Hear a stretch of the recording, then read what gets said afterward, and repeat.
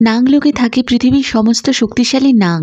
বাসুকি, শেষনাগ, তক্ষক প্রমুখ নাগের কথা আমরা অনেকবার শুনেছি, কিন্তু এই পৃথিবীতে এরকম অসংখ্য নাগ আছে যার অস্তিত্ব আছে, যাদের শক্তির কথা শুনলে সাধারণ মানুষ চমকে উঠবে। সৃষ্টির আরম্ভ থেকেই মানুষের মতন আরও এক প্রজাতি ছিল, যা ছিল নাগ।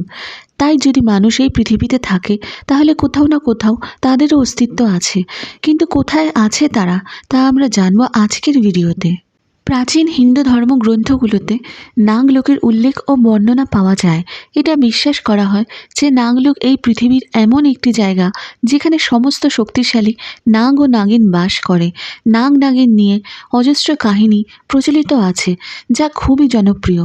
রামায়ণ মহাভারতের মতন প্রাচীন গ্রন্থগুলিতেও নাগলোকের বিশেষ উল্লেখ পাওয়া যায়। রামায়ণ অনুসারে রাবণের পুত্র মেঘনাদের স্ত্রী সুলোচনা নাগবংশের ছিলেন। কথিত আছে যে তিনি নাগরাজ বাসুকীর কন্যা। মহাভারতে দেখা যায় যে যখন দুর্যোধন ভীমকে বিষাক্ত খাবার খাইয়েছিল, এর জন্য ভীম অজ্ঞান হয়ে যায়, আর তারপর ভীমকে সেই অবস্থাতেই জলের মধ্যে ফেলে দেওয়া হয়েছিল, যা তাকে এক অজানা পথে নিয়ে যায়, পৌঁছে দেয় সরাসরি নাগলোকে। সেখান থেকে ভীম হাজার হাজার হাতির শক্তি লাভ করেছিল। এর পাশাপাশি ভগবান শিবের সাথে সাপের গভীর সম্পর্ক বলে মানা হয়। মহাদেবকে সমস্ত সর্পের দেবতা বলে মানা হয়। পৃথিবীতে এমন এক রহস্যময় জায়গা আছে, অনেকের মতে এই জায়গাগুলিই নাকি নাগলোক। মানুষ এই সব জায়গাগুলিকেই নাগলোকে যাওয়ার রাস্তা বলে মনে করেন। আর এই জায়গাগুলি আছে মধ্যপ্রদেশের হোশঙ্গাবাদ জেলাতে।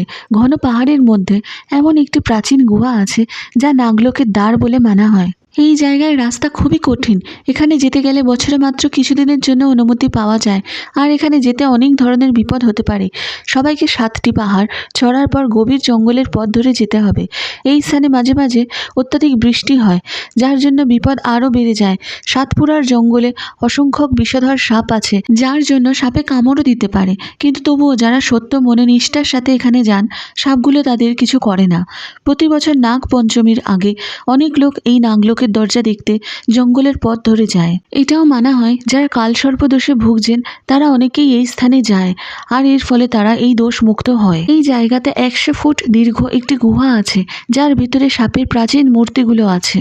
এই জায়গাটাতে 100 ফুট দীর্ঘ একটা গুহা আছে, যার ভেতরে সাপের প্রাচীন মূর্তিগুলি ছিল, কিন্তু এই মূর্তিগুলো এখানে কে রেখেছিল তা কেউ জানে না।